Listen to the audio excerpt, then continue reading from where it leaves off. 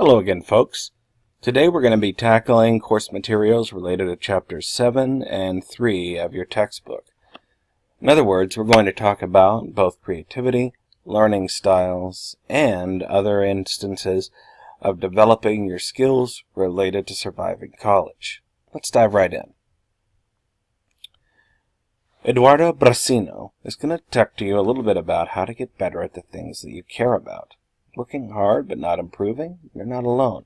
Brasino reveals a simple way to think about getting better at the things you do, whether it's work, parenting, or creative hobbies. And he shares some useful techniques so you can keep learning and always feel like you're moving forward. So as you carefully watch this presentation, identify how Brasino describes the learning zone, or what he sometimes refers to as the optimal zone, and then describe a moment in your educational experiences that matches this aptitude.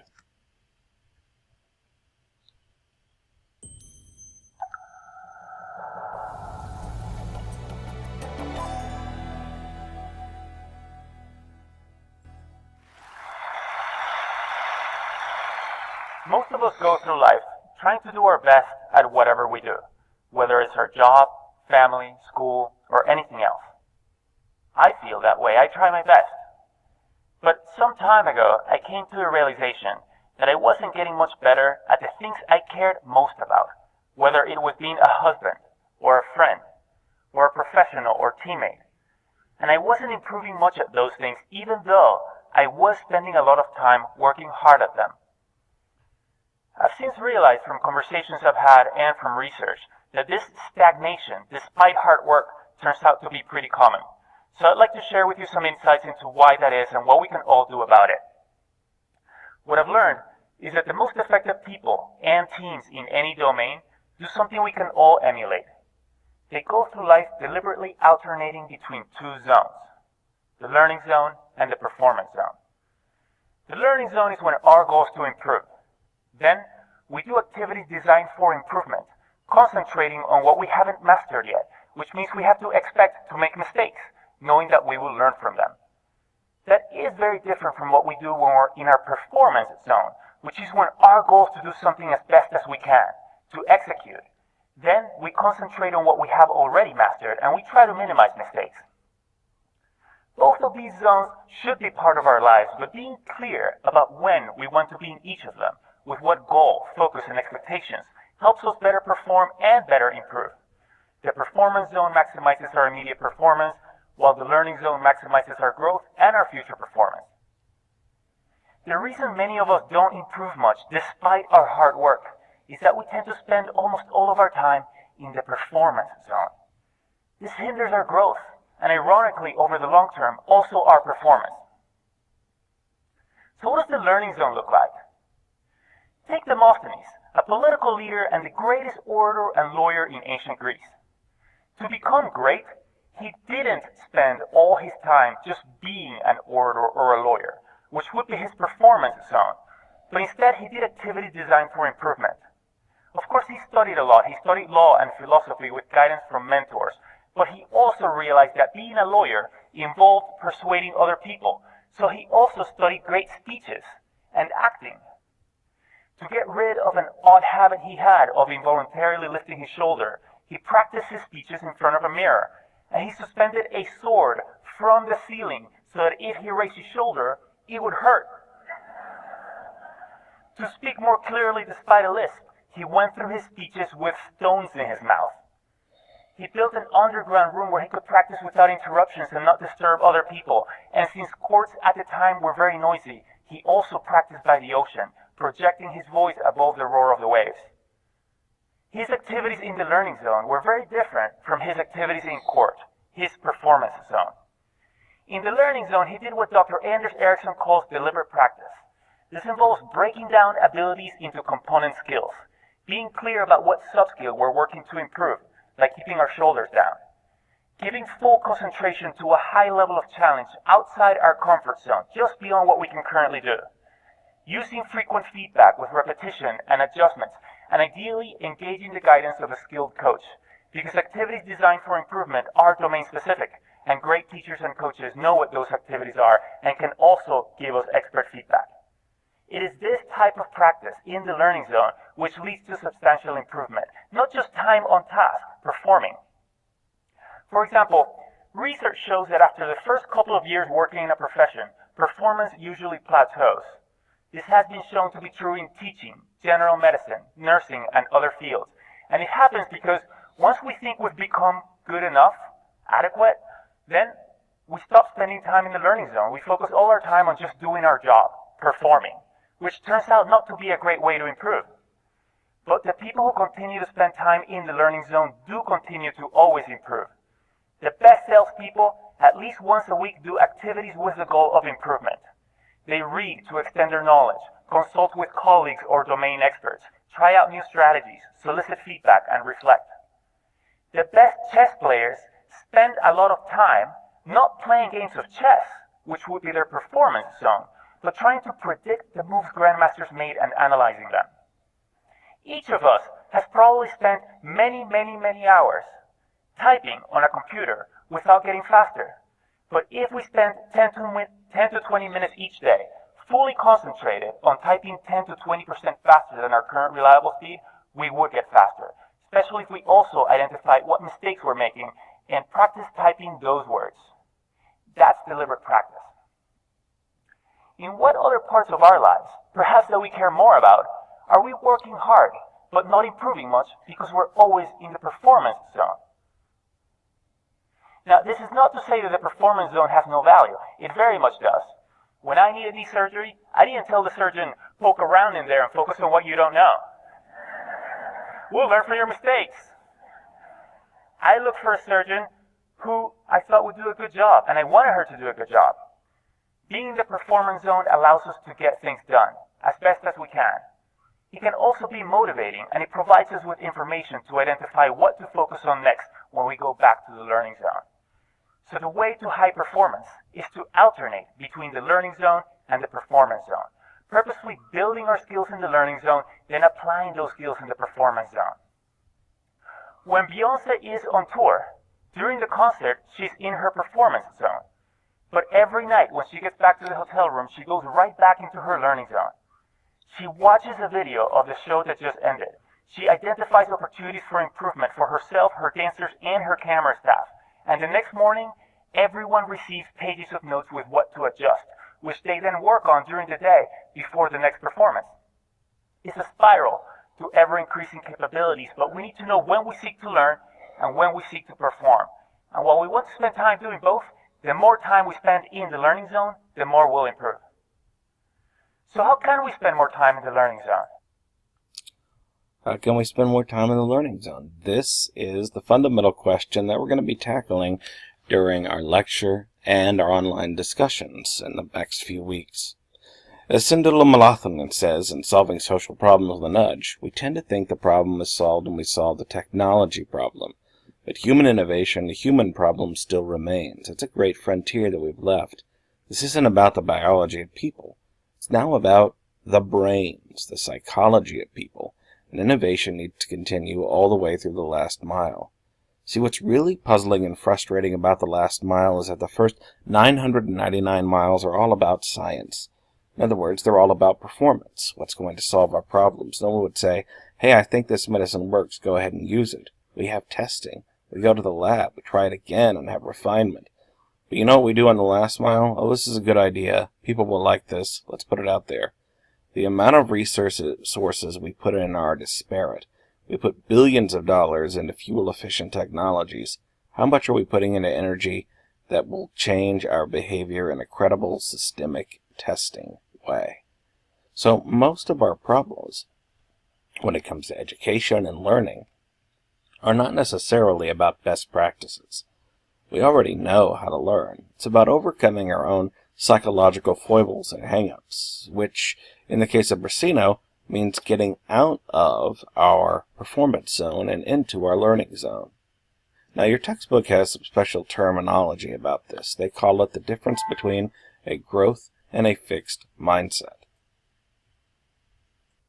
Growth mindset is our capacity to measure our ability based upon adjudicating between what we don't know and what we're about to learn. Fixed mindset, or the I can't do it attitude, means that we focus on our ability, outcomes, or performance, rather than our potential to acquire new skills. Believe it or not, your mindset comprises a series of beliefs about your behaviors, your outlook, and, of course, your potential to learn new things. If you tend to be more growth mindset oriented, you'll be open to the curiosities and challenges of acquiring new skills and abilities. If you're in a fixed mindset, or primarily based in a performance outcome mode, then you're going to have a lot of difficulty acquiring new skills. And since developing not only professionally but personally requires acquiring new skills, fixed mindsets can deter you from your overall progress. So what are some characteristics of a fixed learning mindset? If you've ever found yourself avoiding unnecessary or difficult challenges, view intelligence as an innate or static trait, see effort as a sign of weakness or inadequacy, or feel threatened by the success of your colleagues or student peers, you might be suffering from a fixed learning mindset. So, for example, if you're a person in school that believed that if you had to study for a test, it meant that you weren't intelligent, it turns out you might be performance or outcome-based instead of learning-based. In contrarian to that, this also has some surface learning observations attached to it. In other words, if you study the minimum of what needs to be learned in order to pass a quiz or a test, if you rely primarily on rote memorization, exercise to the last minute, in other words, cramming, if you're motivated by grades or outcomes, and if you tend to be risky when no real learning occurs, you're much less likely to lead to college success overall. So that means you might need to make some behavioral adjustments so that you become more learning outcome-based in your assessments, your evaluations, and your development. So what then does growth mindset look like? Well, if Albert Einstein says that education is what remains after one has forgotten what one has learned in school, then that means learning from the intent of passion and development rather than merely outcomes. So in this instance, your goal is to truly understand course materials. That involves actively constructing learning experiences, daily challenges, and curiosities. This can lead to better memory retention, and it can also help you enjoy the process of learning for its own sake. Remember the last time that you attempted an activity, or watched a film, or even engaged in an exercise that you just enjoyed for its own sake? Chances are the time slipped away from you, and that's what deep learning looked like.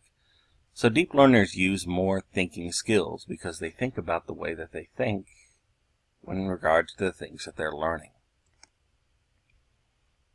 So, let's match the learning style really quickly in a few of these transcriptions. We're going to identify either surface, deep, or growth learning style with a quote. I can't do this. Well, obviously, that's a harbinger of a fixed mindset, so that's probably surface learning. What about, what can I learn from my friend? Well, that's obviously deeper growth learning because it views a larger network as a potential source of self-development. I'll never get any better at this. Again, that's fixed or surface learning. I tried and it didn't work. Well, of course it didn't work the first time you tried. That means that you're surface learning and not really engaging in growth. I'm just not good at this. Well, that believes that intelligence is innate instead of refined. And I'll try it a different way. Again, deep growth, because it means that your curiosity can overcome your foibles.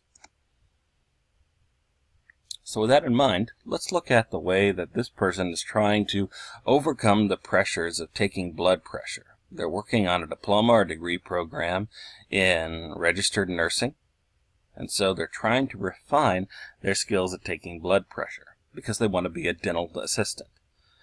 In other words, they say that they will need to master its skill because to be a dental assistant, they'll need to be able to take patient blood pressures a few times each day. I should do it and get accurate readings. Okay, well, that's a good goal. So what's that going to look like? Less stressful. What's it going to sound like? Instructor will tell me I'm doing things right for a change. What's it going to feel like? I'll just be glad to get it over with. So, do we think that this person is in a surface or fixed learning mindset, or do we think they're in a growth mindset? Chances are this person's in a surface or outcome-based mindset. a fixed mindset. Why? Because all they're interested in is getting it over with, and there's no personal stakes in their refinement or development. In other words, when it sounds like instructor will tell me I am doing things right for a change, instead of sounding like what a patient's blood pressure might sound like whenever it's been taken appropriately. Also notice that they are only interested in the surface, getting things over with, being evaluated appropriately by the instructor, etc. There's no internal motivation for improving their capacity to take a patient's blood pressure. And that's probably going to detriment their overall improvements as they become a dental assistant. So, with this in mind, let's switch gears just a little bit. Once we know that we need to develop a learning mindset, how do we know what styles of learning to refine or develop to make our growth mindset more strong? Well, this is why we need to know what a learning style is. And a learning style is the proposition that students should be classified and instructed based on a predisposition to acquiring knowledge, skills, and abilities. So this is problematic because we know that we all can learn in an array of different ways. You might have grown up in a secondary school situation in which you were told you have a certain learning capacity or style. This could be detrimental because it means that you might believe you're incapable of learning without that particular style in place. So with that in mind, we're going to look at Tessia Masik, who's going to talk to us about how teachers routinely tell us that in order to be effective educators, they must identify and cater to individual students' learning style. Around 90% of students, including some of us, might believe they have a specific learning style. So as you carefully watch the following presentation, identify the false presumptions associated with learning styles and use your course materials to support your response.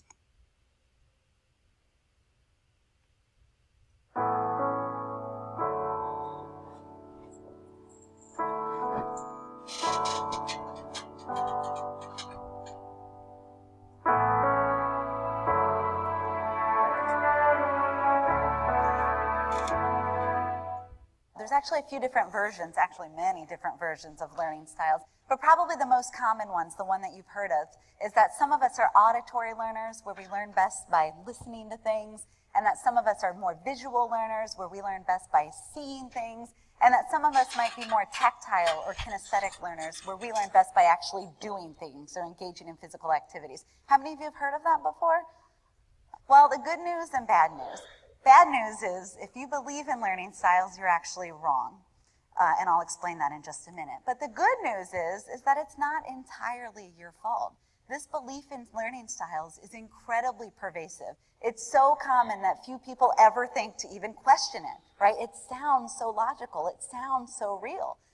But when put to the test, we found that learning styles don't exist. And again, there are tons of people that believe this. When we survey, for example, students and teachers, we find that something like 90% of them, or over 90% of people, believe that they have a learning style. And teachers today, many teachers, are still told that part of their job, in order to be effective teachers, is to figure out what their students' learning styles are and then to accommodate them for the classroom. There are even a host of companies and organizations out there that support learning styles and who, for a fee, will train you on how to maximize your potential, or that of your students, right, by addressing learning styles and learning what yours are. But again, the key is, when put to the test, these learning styles don't exist, and it doesn't make a difference. Now, I will say that when we survey people, many people say they have preferences. So if I asked you, how would you like to learn something, or how would you like to study? Many of you might say things like, oh, I'd prefer to see it, or I'd prefer to hear it, or I'd prefer to actually do it. So that's true. But the key is that those preferences don't actually enhance your learning when we test them in experimental conditions. And there are many different ways to test this, but the basic design is this. We bring in a bunch of different people who have supposedly different learning styles. We teach them in a variety of ways, right? And then we see if teaching them in one way somehow was better for them or more effective than others. So for example, let's say I had a list of words that I wanted you to memorize, right? In one group, I might show you that list of words. I would present the list of words to you. Or in another group, similarly, I might actually show you images of those words. In yet another group or another condition, I might just let you listen to those words and hear them. So you wouldn't actually see anything, but you would just hear someone saying dog, hose, coat, etc. Now, if learning styles existed, if it was true, we would expect that visual learners, or so-called visual learners, would be able to recall more words when they saw them, right? So either when they saw the list or when they saw the actual images. And we would expect that so-called auditory learners would be able to recall more words when they heard them, right? But again, the finding is learning is actually the same. The number of words that you recall is exactly the same regardless of how the material is presented to you. Now, I know that's just one example of one particular study, but I'm asking you to trust me that this has been replicated in many different contexts with many different people of all different ages and tested in slightly different ways with exactly the same results. In fact, there have been several meta-analysis papers where they've looked at all the research on this topic for 40 years, and all of them have concluded the same thing, that there's still no evidence that matching teaching styles to supposed learning styles or students' preferences actually makes a difference. But I would encourage you to look up some of this research on your own, in particular these review articles. So then how is that possible? I'm sure some of you are wondering, how does that even make sense, right? Because it sounds so good. And there's a lot of different research on learning and memory to explain this. But one of the main ideas is that most of what we learn in the classroom, and most of what teachers want us to know in particular, is stored in terms of meaning. And it's not tied to one particular sense or one particular sensory mode. Now, it's also true, just like people have preferences, it's also true that some of you might have better visual memories or better auditory memories or auditory processing skills compared to other people. And that might be advantageous for certain types of tasks. So for example, if I wanted you to remember what was the color of the coat on that last slide, or how many windows were on that house on the last slide, then having a really good visual memory would help with that. Likewise, if I had read you the list of words and I said, were they read in a high voice or a low voice? Or which words were read by a woman and which ones were read by a man? Then having a really good auditory memory would help with that. But those aren't typically the kinds of questions that teachers are asking you to remember or the things that teachers want you to learn in the classroom. Mostly what you're learning in the classroom is much more conceptual or meaning-based, right? It's not just what something looks like or what something sounds like. And by the way, this finding or this whole idea also helps to explain why simple rehearsal strategies like rereading your notes or just rewriting your notes, even though they're very commonly used strategies, they tend to not be very effective because rereading your notes or rewriting your notes doesn't necessarily help you understand the material. In order to retain information, right, we have to organize it in a way that's meaningful, right? We have to make connections to it, connecting it to our experiences or coming up with our own examples or thinking of how we're learning something in one class, how that relates to what else we know. That's what helps us remember it. Now, again, there's a lot of research to support this idea that most of what we learn is stored in terms of meaning and not according to visual images or auditory sound. So with that in mind, this is actually an article by Ben Ambridge. So if you didn't do that well on this, maybe you are not very visual. So let's do another quick quiz. When making a cake, do you prefer to, hands up for each one again, do you prefer to use a recipe book with pictures? Yeah, a few people. Have a friend talk you through, or have go, making it up as you go along? Quite a few people there. Okay, so if you said A, this means that you're a visual learner. If you learn best when information is presented in a visual style. If you said B, auditory, and you learn best when information is presented to you in auditory format. And if you said C, it means that you're a kinesthetic learner, and you learn best when you get stuck in and do things with your hands. Except, of course, you probably guessed that it doesn't, because the whole thing is a complete myth. Learning styles are made up and are not supported by scientific evidence.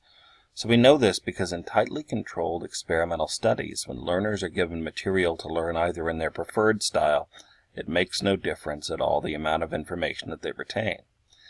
So there's some good and bad news to this, especially in conjunction with the readings from your course textbook.